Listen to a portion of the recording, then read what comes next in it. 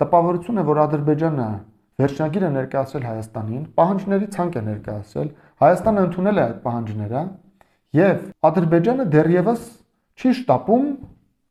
կնքել խաղաղության պայմանագիր կամ գոհունակություն հայտնել իր պահանջների կատարման վերաբերյալ։ Ես դա եմ տեսնում։ Եթե Հայաստանը ասում է այո, չգիտեմ, 17 հոդված է,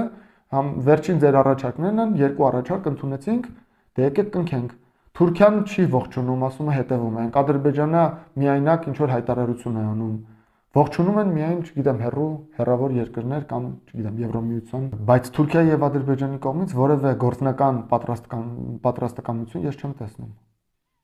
Ես դրանից եզրակացնում եմ, որ Ադրբեջանը դեռևս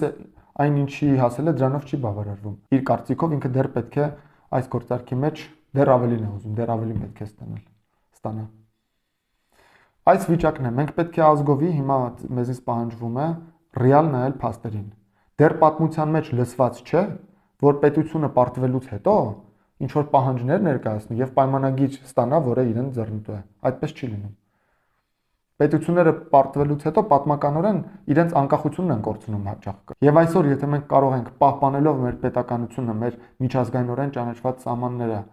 համաձայնության հասնել Ադրբեջանի հետ, կնքել խաղաղության պայմանագիր, բացել կոմունիկացիաները, Թուրքիայի հետ սահմանը բացել, Ադրբեջանի հետ բացել եւ սկսել հաշտվել, մենք դա պետք է ընդունենք որպես ձեռքբերում այսօրվա մեր ուժի եւ հնարավորությունների սահմաններում։ Դա չի նշանակում, որ մեր այս վիճակի համար բոլոր մեղավորները